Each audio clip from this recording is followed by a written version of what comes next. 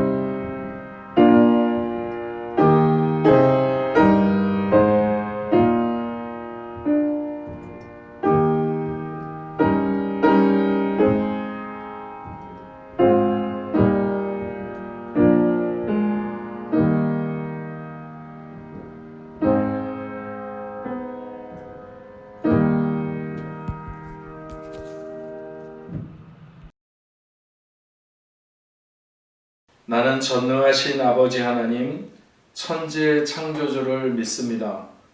나는 그의 유일하신 아들, 우리 주 예수 그리스도를 믿습니다.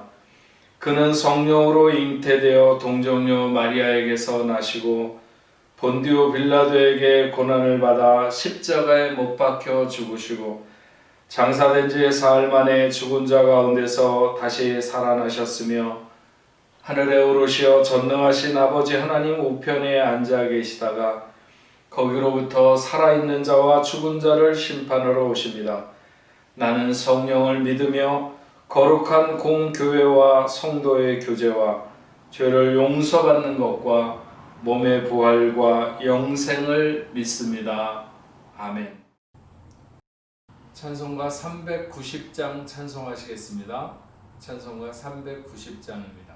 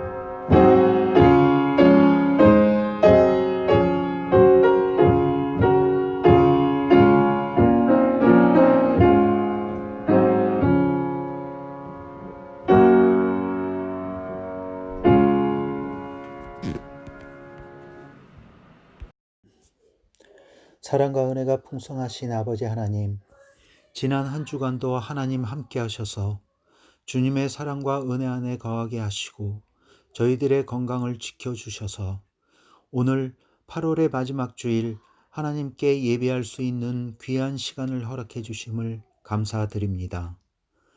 주님을 닮아가는 거룩한 삶을 온전히 실현하지 못하고 부지불식간에 자주 죄 가운데 빠지는 저희들을 고백하오니 긍휼히 여기시고 주의 보혈로 깨끗하게 씻겨주시어 주님을 향한 생명의 길로 나아가게 하옵소서. 그리하여 하나님의 은혜로 죄사함을 받은 우리들 하나님의 의로우심과 거룩한 빛에 비추어 정직하고 진실하게 우리 자신을 직면하게 하시고 이 땅에 사는 동안 하나님의 자녀로 성화를 이루어 나가며 하나님의 영광을 위해 살게 하여 주시옵소서. 지난 3월부터 시작된 코로나19의 2차 확산이 진행 중인 요즘의 상황이 여러모로 조심하는 가운데 불안하고 두려운 마음을 갖게 합니다. 하지만 나의 영혼이 잠잠히 하나님만 바라며 나의 구원이 그에게서 나오는도다. 오직 그만이 나의 반석이시오 나의 구원이시오 나의 요새이시니 내가 크게 흔들리지 아니하리로다 하신 하나님의 말씀처럼 언제 어디서나 하나님만 바라보며 크게 요동치 않는 믿음의 삶으로 인도하여 주시옵소서. 또한 모든 믿는 자들의 기도와 간구가 하나님께 상달되어 코로나19로부터의 완전한 회복으로 연결되는 큰 역사가 이루어지게 하옵소서.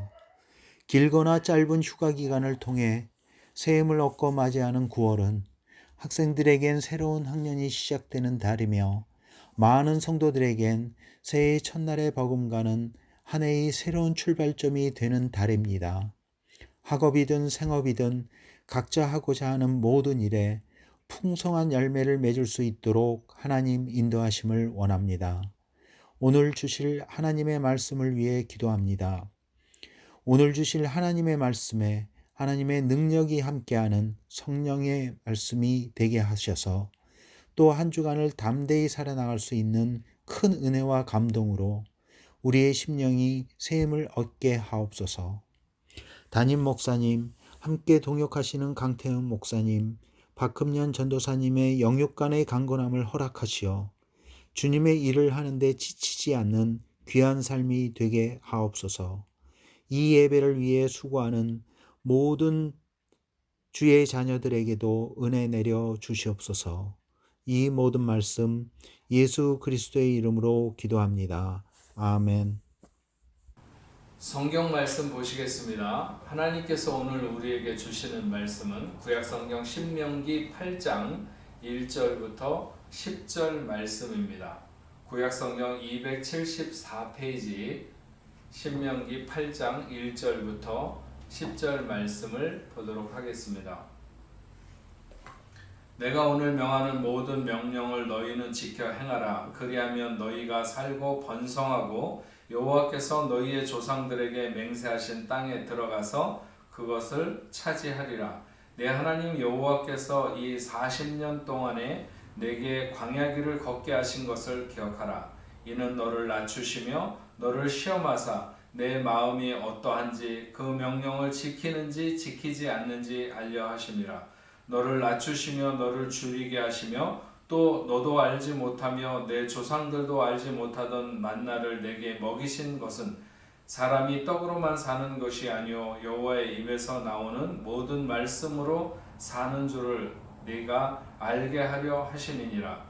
이 40년 동안에 내 의복이 헤어지지 아니하였고 내 발이 부르트지 아니하였느니라. 너는 사람이 그 아들을 징계함 같이 내 하나님 여호와께서 너를 징계하는 줄 내 마음에 생각하고 내 하나님 여호와의 명령을 지켜 그의 길을 따라가며 그를 경외할지니라. 내 하나님 여호와께서 너를 아름다운 땅에 이르게 하시나니 그곳은 골짜기든지 산이든지 시내와 분천과 샘이 흐르고 밀과 보리의 소산지요 포도와 무화과와 석류와 감람나무와 꿀의 소산지라. 내가 먹을 것에 모자람이 없고 내게 아무 부족함이 없는 땅이며 그 땅의 돌은 철이요 산에는 동을 캘 것이라. 내가 먹어서 배부르고 내 하나님 여호와께서 옥토를 내게 주셨으므로 말미암아 그를 찬송하리라. 아멘. 네, 복내포 성도 여러분, 한 주간도 평안하게 지내셨습니까? 어느덧 이제 8월이 다 가고 오늘 마지막 주일을 맞게 되었습니다. 이제 9월부터 또 새로운 시작을 해야 될 텐데 아직까지도 코로나19로 인해서 여러 가지로 불안함이 계속되고 있습니다. 우리의 기대보다 좀 더 여러 가지 상황들이 늦게 점점 늦어지는 것 같지만 틀림없이 이런 가운데도 하나님의 뜻하신 바가 있으리라고 믿습니다. 어려우면 어려운 대로 우리가 더 용기를 내고 또 조심하면서 우리의 일상으로 돌아와야 하지 않을까 싶습니다. 믿음의 생활을 하는 것도 마찬가지고 여러분들도 그런 마음의 자세를 가지고 더 기도하면서 우리 어려운 시간들을 잘 헤쳐나갈 수 있게 되기를 바랍니다. 오늘 신명기 8장 1절부터 10절에 있는 말씀을 가지고 내게 광야길을 걷게 하신 것을 기억하라 하는 말씀으로 우리가 함께 하나님의 은혜를 나누고자 합니다. 얼마 전에 그 파리의 목양교회 이종선 목사님과 함께 차를 마시게 되었는데 그 교회에 그 이재용이라고 하는 그 전문 번역가가 한 분 계십니다.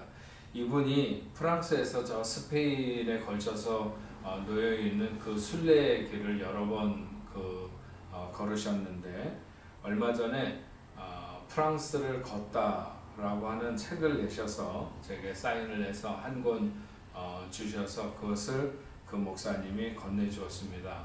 르뷰라고 하는 곳에서부터 떠나는 그 순례길인데 그래서 르뷰 순례길에서 만난 생애 인문학이라고 하는 부제가 붙어있는 책인데 아주 재미있어서 제가 학교 가면서 읽고 있습니다.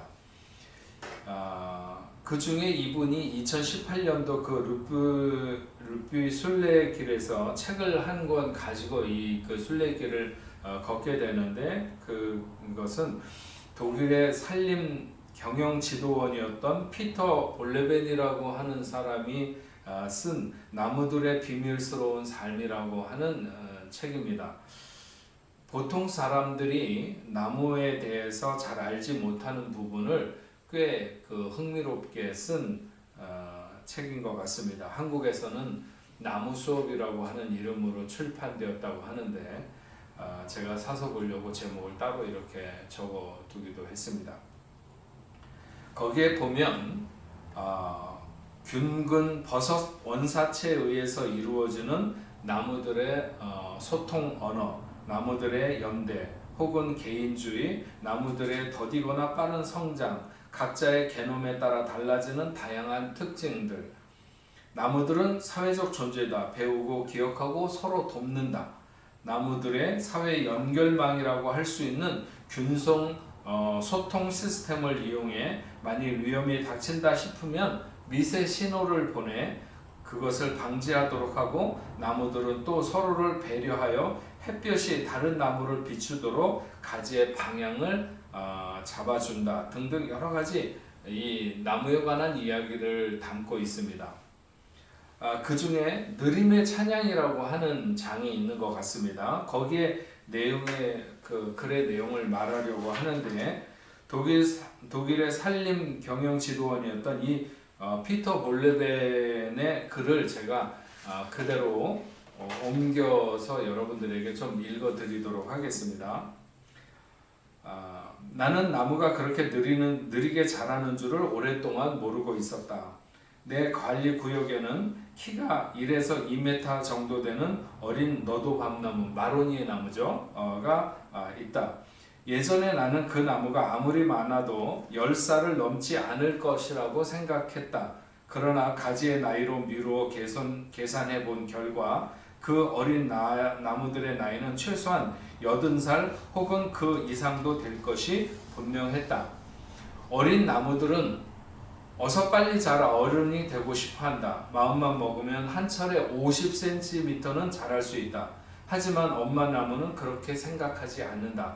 엄마 나무는 거대한 수관이라고 하는 것은 나무의 맨 꼭대기에 이렇게 그 가지를 말하는데, 수관으로 어린 자식들을 뒤덮고 그 수관은 옆에 있는 어른 나무들의 수관과 함께 숲 위 두꺼운 지붕을 씌운다. 그렇게 하면 햇빛이 겨우 3%만 지면까지, 즉 아기 나무들의 잎까지 새어 들어온다.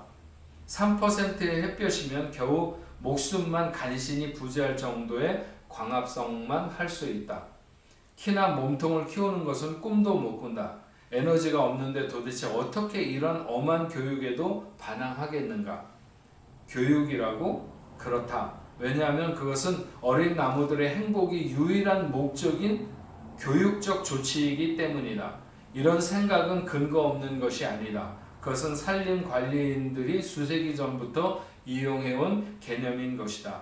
이 같은 교육적 수단은 빚의 제한이다. 왜 이런 제한이 필요한 것일까? 부모라면 자식이 얼른 자라 독립하는 것을 보고 싶어하지 않는가? 아니다. 부모 나무들은 안 그런다. 그리고 얼마 전부터는 과학이 그들의 입장을 지지해주고 있다. 어릴 때 더딘 성장이야말로 오래 살 수 있는 가능성을 제공해 주는 것이다. 나무는 우리가 상상할 수 없는 정도로 오래 산다. 현대 임업은 나무의 나이가 80에서 120년 정도면 베어쓴다. 그 정도면 베어쓰기에 충분하기 때문이다. 하지만 자연적 환경에서라면 그 나이 정도의 나무는 사람 키의 연필 정도의 두께밖에 안 된다. 워낙 더디게 자라기 때문에 나무의 세포는 매우 작고 공기 함량도 아주 적다. 그래서 탄성이 뛰어나 폭풍이 불어도 잘 부러지지 않는다. 나무들의 인내는 20년 뒤에 다시 한번 시험대에 오른다. 그것은 엄마 나무의 이웃들이 그녀의 죽음으로 인해 비어있는 공간 속으로 가지를 뻗는 데 필요한 시간이다. 그것이 나무의 속도다. 좀 너무 긴 나무 이야기였습니다. 하지만 오늘 여러분과 같이 생각하려고 하는 말씀에 맞닿아 있다는 생각으로 소개를 했습니다. 5절 말씀에 보면 오늘 이렇게 기록하고 있습니다. 너는 사람이 그 아들을 징계함 같이 내 하나님 여호와께서 너를 징계하시는 줄 마음에 생각하고 내 하나님 여호와의 명령을 지켜 그 길을 따라가며 그를 경외할지니라. 사람이 그 아들을 징계함 같이, 사람이 그 아들을 징계하면은 그 아들의 행복을 위함이 들어 있습니다. 어떤 부모도 그 자식을 징계함이 오직 징계가 목적이지는 않습니다. 그가 잘되고 더 성장하고 그래서 더 행복한 삶을 살아가도록 하기 위한 징계인 것이죠. 인생에 있어서 광야란 형벌의 시간처럼 느껴집니다. 마치 3%의 햇볕만으로 겨우 목숨을 부지하고 있는 어린 나무들처럼 광야는 우리에게 그렇습니다. 햇볕을 막는 엄마 나무에게는 어린 나무가 다 이해할 수 없는 목적이 있습니다. 그 목적은 결국 자기의 자녀를 위한 것이죠. 2절과 3절 말씀을 보면 이렇게 기록하고 있습니다. 내 하나님 여호와께서 이 40년 동안에 내게 광야 길을 걷게 하신 것을 기억하라. 이는 너를 낮추시며 너를 시험하사 내 마음이 어떠한지 그 명령을 지키는지 지키지 않는지 알려 하시리라. 너를 낮추시며 너를 줄이게 하시며 또 너도 알지 못하며 내 조상들도 알지 못하던 만나를 내게 먹이신 것은 사람이 떡으로만 사는 것이 아니요 여호와의 입에서 나오는 모든 말씀으로 사는 줄을 내가 알게 하려 하심이니라. 거룩한 백성으로 성장시키기 위한 광야 훈련의 첫 단계는 너를 낮추시며 하는 것입니다. 사람이 자신의 힘으로 감당하기 힘든 공경에 빠지게 되면서 인생은 낮아지게 되고 하나님을 경외하고 타인을 존중하고 인정할 수 있는 그런 자세가 열리게 됩니다. 평소에 주님을 사랑한다, 주님의 뜻대로 살겠다, 주님을 위해 온전히 순종할 것처럼 말하지만 어려운 상황이 닥칠 때 사람은 비로소 자신의 내면을 드러내게 됩니다. 정말 자신을 내려놓고 주님의 뜻에 순종하는 것은 많은 훈련과 연단을 통해서 도달하게 되는 높은 수준의 응답이라고 말할 수 있습니다. 고린도후서 1장 9절에 우리는 우리 자신이 사형 선고를 받은 줄 알았으니 이는 우리로 자기를 의지하지 말고 오직 죽은 자를 다시 살리시는 하나님만 의지하게 하려 하심이라고 했습니다. 이스라엘은 10하루길이면 충분히 들어갈 수 있는 가나안을 가기 위해서 38년간을 광야에서 방황하게 되었습니다. 모세는 이런 이스라엘을 이끌기 위해서 미디안 광야에서 40년간이나 양치기 목동으로 살아야 했습니다. 모세가 광야의 지도자가 될 수 있었던 것은 그 이전에 이미 광야의 훈련을 했기 때문입니다. 이스라엘은 처음 가나안을 들어가는 것에 실패했습니다. 왜냐하면 그들은 자신들을 낮추지 못했기 때문입니다. 이태리 소렌토에서 100길로 한 20-30분 정도 가게 되면 카프리라고 하는 섬이 있습니다.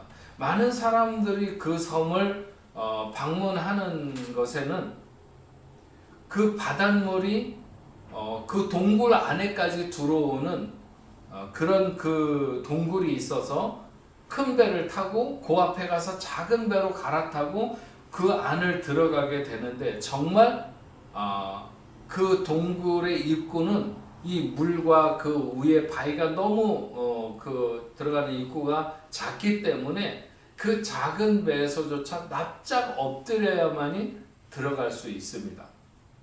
앉아서도 들어갈 수 없어요. 눕든지 아니면 아주 낮게 엎드리든지 해야 들어갈 수 있는 것이죠. 광야는 자신을 낮추지 않으면 지나갈 수 없는 것입니다. 하나님이 인생의 낮춤을 훈련하는 곳이 바로 광야죠. 그 이유는 오직 하나님만 의지하도록 하기 위해서입니다. 광야에 서 있네라고 하는 찬양의 가사는 이렇습니다. 왜 나를 깊은 어둠 속에 홀로 두시는지, 어두운 밤은 왜 그리 길었는지, 나를 고독하게 나를 낮아지게 세상 어디도 기댈 곳 없게 하셨네. 광야에 서 있네. 주님만 내 도움이 되시고 주님만 내 빛이 되시는, 주님만 내 친구 되시는 광야, 주님 손 놓고는 단 하루도 살 수 없는 곳 광야에 서 있네. 주께서 나를 사용하시려, 나를 더 정결케 하시려 나를 택하여 보내신 그곳 광야, 성령이 내 영을 다시 태어나게 하는 곳 광야에 서 있네. 내 자아가 산산이 깨지고 높아지려 했던 내 꿈도 주님 앞에 내려놓고 오직 주님 뜻만 이루어지기를, 나를 통해 주님만 드러나기를 광야를 지나며 너를 낮추시며 하는 것이 광야의 목적입니다. 또 광야를 통해 하나님이 알기 원하시는 것이 있습니다. 네 마음이 어떤지, 정말 하나님을 사랑해서 그 명령을 지키는지 지키지 않는지 하나님은 시험하셨습니다. 광야는 많은 절망 앞에 설 수밖에 없는 곳입니다. 그때마다 하나님은 피할 길을 내시면서 하나님만 계시면 된다고 하는 것을 알려주십니다. 하나님이면 충분하다고 하는 믿음을 갖기를 훈련시키시는 거죠. 믿음의 근거를 주지 않고 믿으라고 하는 것이 아니었습니다.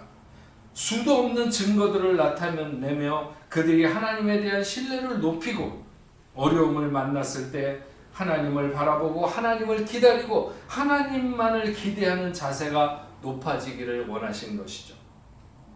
어려움을 만나는 모든 분들에게 제가 늘 하는 말, 그리고 늘 하기를 원하는 말, 그것은 지금이 하나님께 신뢰를 보이기에 가장 좋은 순간이라고 하는 것이죠. 이때 하나님 앞에 믿음을 보이는 것이 진짜 믿음이라고 하는 것입니다. 당신이면 됩니다. 당신이면 충분합니다. 끝까지 당신을 믿고 따르겠습니다. 이렇게 하나님께 고백해야 하는 시간이죠. 하나님이 이런 순간에 우리의 마음이 어떻게 움직이는지를 알길 원하셨습니다. 여전히 나만 의지하는지, 여전히 내게만 소망을 두고 있는지, 야곱이 하나님을 이겨서 이스라엘이 된 것처럼 우리가 하나님을 이기는 길은 광야에서 하나님만 바라보고 하나님만으로 소망을 삼는 것입니다. 사람이 떡으로만 사는 것이 아니라 말씀으로 산다. 만나는 광야 이전의 사람들도 알지 못했고 광야 이후의 사람들도 모릅니다. 이게 뭐야? 그게 만나의 의미입니다. 이게 뭐야? 이게 도대체 뭐야? 아무것도 없는 곳을 말씀으로 창조하시던 그 말씀이 다시 한번 역사하며 내렸던 광야의 음식 만나. 그것은 말씀의 권세를 보여주시는 것이며 인생의 참된 양식은 떡이 아니라 하나님의 말씀인 것을 증명하는 것입니다. 인생이 경험하는 광야의 훈련은 경제가 아니라 약속이며 욕망이 아니라 하나님의 말씀이며 내 기대와 갈망이 아니라 하나님의 사상과 철학으로 살아야 하는 것을 깨우쳐주고 훈련시켜주는 것이죠. 이스라엘의 광야 40년은 하나님께 순종하는 사람들을 가려내는 시간입니다. 하나님의 입에서 나온 말씀이면 충분하다는 고백을 할 수 있는 훈련의 장, 그것이 바로 광야이죠. 광야에서 말씀이 들리고 광야의 말씀이 살아있습니다. 광야를 지나지 않은 사람이 말씀을 듣는 것은 참 어려운 일입니다. 광야에서 말씀을 붙드는 사람이 있고 광야에서 말씀을 버리는 사람이 있습니다. 말씀과 욕망이 가장 강하게 부딪히는 곳이 광야죠. 내가 배고파 죽게 생겼는데 장자의 명분이 무슨 소용이냐 하면서 에서는 팥죽에 축복의 권리를 던져버렸습니다. 이런 일이 가장 많이 일어날 수 있는 것이 광야죠. 내가 죽게 생겼는데 우선 살고 봐야 할 것이 아니냐 하면서 신앙이든 뭐든 다 차오라고 생각하는 사람들은 결코 말씀의 능력을 경험할 수가 없습니다. 하지만 말씀을 붙들면 놀라운 역사가 일어나게 되는 것이죠. 지금껏 한 번도 경험해보지 못한 놀라운 역사가 말씀으로 일어나는 것. 지금은 어려운 시기이며 그래서 많은 사람들이 광야에 서 있는 듯한 그런 시간일 수 있습니다. 여러분, 말씀을 붙드는 여러분 되시기 바랍니다. 오늘 우리가 본문 말씀으로 읽지는 않았지만 11절부터 나머지 20절까지 나와 있는 8장의 말씀에서는 광야에서 깊이 다짐해야 하는 것들에 대해서 말씀하고 있습니다. 그것은 가나안 땅에 들어가서 형통한 날을 만났을 때 그때에도 하나님을 잊지 말아야 한다는 것입니다. 12절부터 16절 말씀을 보면 네가 먹어서 배부르고 아름다운 집을 짓고 거주하게 되며 또 내 소와 양이 번성하며 내 은금이 증식되며 내 소유가 다 풍성하게 될 때에 내 마음이 교만하여 내 하나님 여호와를 잊어버릴까 염려하노라. 여호와는 너를 애굽 땅 종되었던 집에서 이끌어내시고 너를 인도하여 그 광대하고 위험한 광야 곧 불뱀과 전갈이 있고 물이 없는 간주한 땅을 지나가게 하셨으며 또 너를 위하여 단단한 반석에서 물을 내셨으며 내 조상들도 알지 못하던 만나를 광야에서 내게 먹이셨나니 이는 다 너를 낮추시며 너를 시험하사 마침내 내게 복을 주려 하심이었느니라. 하나님께서는 이스라엘 백성들이 비옥한 땅에 정착하고 번창하게 되면 이전에 그들이 가졌던 하나님 의뢰하던 마음들이 신속히 사라질 것에 대해서 염려하시고 내다보셨습니다. 광야는 하나님밖에 의지할 것 없는 외롭고 절박한 상황이었고 다른 것은 없었습니다. 날마다 만나를 모으며 전적으로 하나님만 의지했었습니다. 이스라엘은 스스로 자랑할 만한 것이 아무것도 없었습니다. 오직 하나님이 주시는 것을 취하는 것이 전부였던 매우 단순한 삶이었습니다.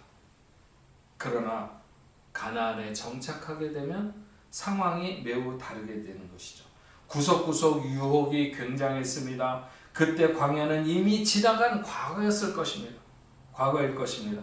이제 그들은 매혹적인 지형과 작물들, 풍부한 과수와 유용한 자원들이 넘쳤고 그래서 아름다운 땅에 마음껏 누리며 살 수 있게 되었습니다. 하나님의 목적은 이런 것이 하나님의 복을 누리는 것으로 인식하기를 원했지만 그들은 하나님의 선하심을 잊고 그냥 누리는 것만으로 만족하며 빠져들어갔습니다. 그리고 그것이 하나님의 은혜임을 서서히 잊기 시작하는 것이죠. 우리의 양식은 떡이 아닌 하나님의 말씀이라고 하는 광야 정신을 잊으면 안 되는 것입니다. 하나님이 복이시고 하나님이 주신 것들은 그의 부수적인 것들인 것이죠. 주된 것과 부수적인 것을 바꾸기 시작하면서 인생의 삶은 엉망진창이 되고 무너지기 시작하는 것입니다. 만약 그들의 생각이 견고하지 못하면 그런 전개는 보나마나 너무 뻔한 것입니다. 그래서 그들이 아직 광야에 있을 때 그들은 마음 깊이 새겨야 했던 것이죠. 언젠가 우리에게 형통한 날이 온다 할지라도 우리는 하나님을 잊으면 안 된다. 배부르다고 교만해서 하나님을 잊지 말아야 한다는 것입니다. 18절에 이렇게 말씀하고 있습니다. 내 하나님 여호와를 기억하라. 그가 내게 재물 얻을 능력을 주셨습니다. 이같이 하시면 내 조상들에게 맹세하신 언약을 오늘과 같이 이루려 하심이니라. 내 능력이 출중해서 재물을 얻게 되는 것이 아니라는 것입니다. 만약 재물을 얻을 능력이 출중하다면 그것은 하나님이 그런 능력을 주신 것이며 그리고 그 모든 것은 믿음의 선진들에게 하나님이 약속하신 것을 지키는 것이라고 하는 것이죠. 신명기 말씀을 통해서 보면 이스라엘 백성들이 광야에 있을 때 그들에게는 거룩한 것이나 속된 것 혹은 물질적인 영역과 정신적인 영역 사이에 어떤 간격이 없었어요. 어떤 게 속되다, 어떤 것이 거룩하다 이런 것들이 따로 없었어요. 일상생활은 하나님의 거룩성 아래 보호를 잊고 있었으며 물질적 소유는 하나님과 이스라엘의 계약 관계에 있는 것이었어요. 토지를 비롯해 주어진 모든 것이 자신의 능력 이전에 주어진 것이라고 하는 개념이 확실해서 분배와 나눔에도 잘 실천해야만 했던 것이죠. 사람들의 도덕적 행동이 토지 자체에 영향을 준다고 생각한 그들은 자신들의 능력으로 무엇을 소유하게 되었다는 개념이 약했지만 그러나 가나안에 들어가면 그렇게 되기가 쉽지 않다는 것을 내다보면서 그들이 마음에 무장하기를 원했던 것입니다. 가난이라고 하는 것은 불편한 것이긴 하지만 그러나 하나님 앞에 정결한 마음을 가지고 살아갈 수 있는 그런 자세를 결심할 수 있는 기회입니다.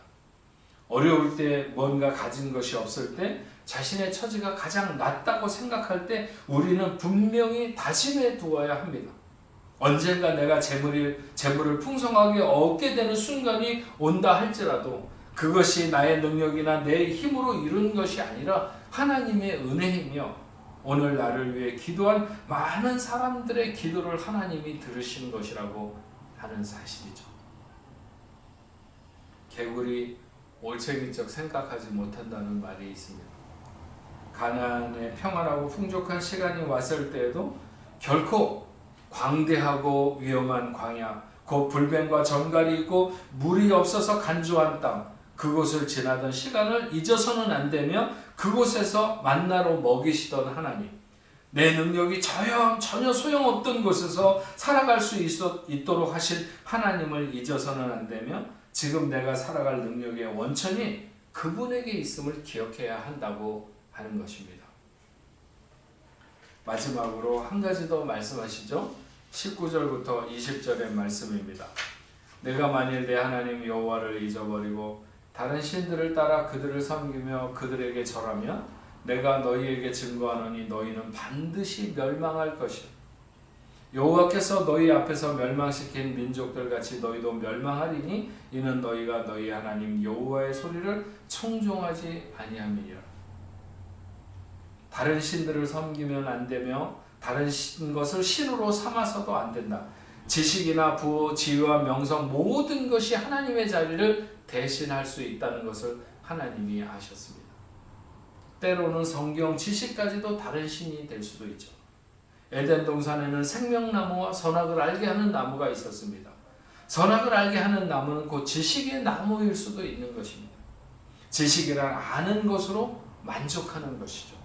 그러나 생명나무는 오직 살아계신 하나님께만 의존하고 그 말씀을 따르는 것입니다.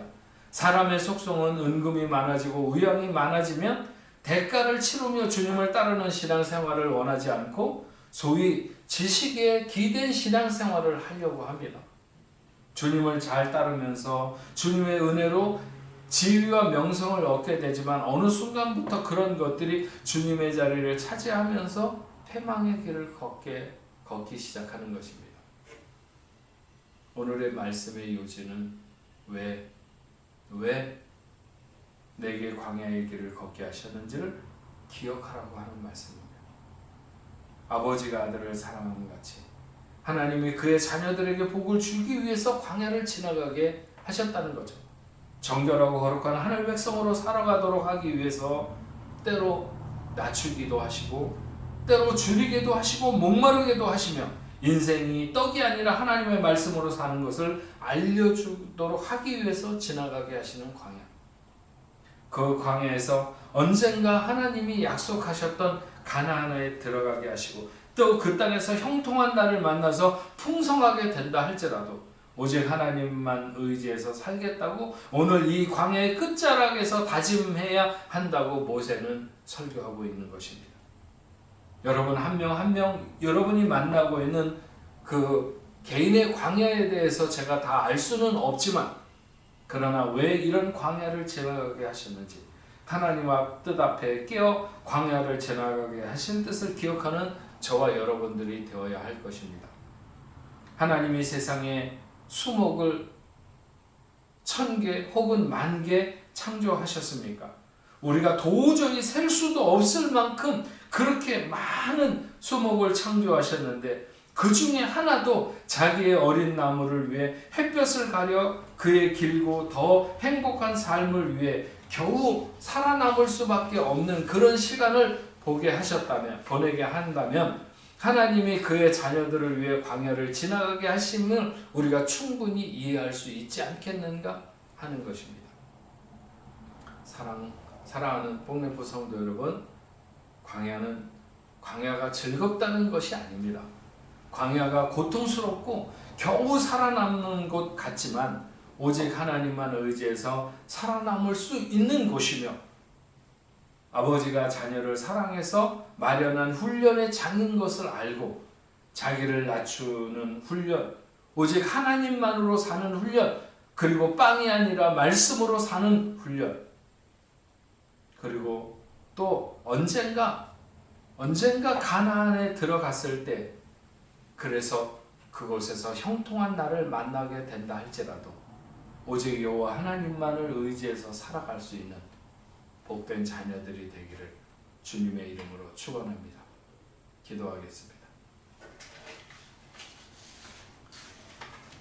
하나님 아버지, 오늘 신명기 8장에서 말씀하시는 하나님의 말씀은 왜 너로 하여금 광야의 길을 걷게 했는지를 기억하라고 하는 이 말씀을 오늘 우리가 하나님의 말씀으로 받으며 우리를 때로 이 광야에서 낮추시고 줄이게도 하시고 목마르게도 하신, 그러나 하나님만 바라보고 하나님만 의지하면 넉넉히 살아남을 수 있고 넉넉히 승리할 수 있는 이 광야를 통해서 우리의 삶이 잘 훈련되게 하시고 어느 날인가 하나님이 우리를 약속하신 가나안에 들어가게 하셔서 그곳에서 모든 것을 풍족히 누리는 형통한 날을 만났을 때조차도 다른 것으로 하나님을 대신하거나 하나님을 망각하는, 잊어버리는 그런 어리석은 저희들이 되지 않도록 주여 도와주셔서 멸망의 길을 걷지 아니하고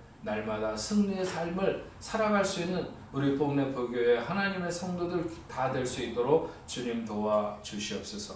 오늘도 이 말씀이 저들의 생명의 양식이 되어서 우리로 하여금 핍절하거나 마르지 아니하고 건강할 수 있도록 우리를 이끄는 귀한 말씀으로 받아들이는 우리 뽕네포 성도들 다 되도록 주님 인도하여 주옵소서. 예수님의 이름으로 기도합니다.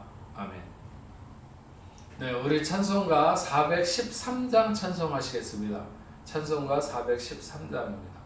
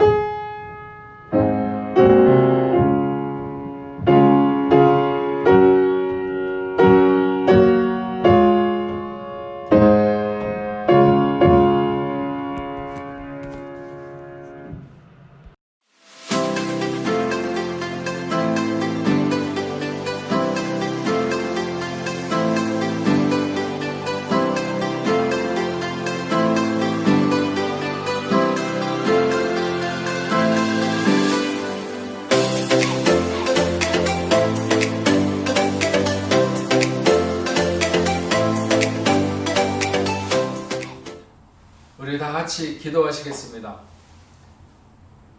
하나님 아버지 감사합니다.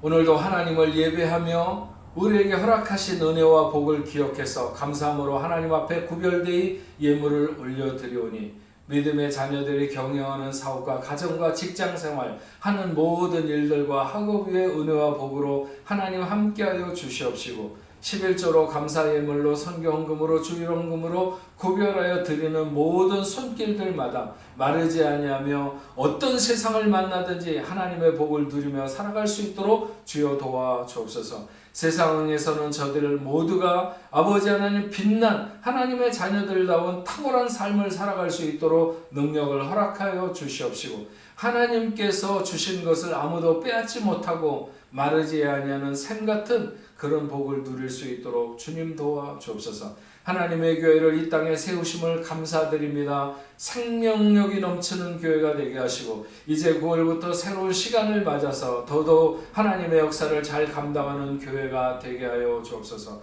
흩어진 모든 선교사님들과 그 사역지 위에도 하나님 함께하여 주시옵시고 절망하지 않고 복음을 심는 하나님의 귀한 사자들이 다 되게 하여 주옵소서. 하나님, 질병으로 인하여 고통받는 자녀가 있습니까?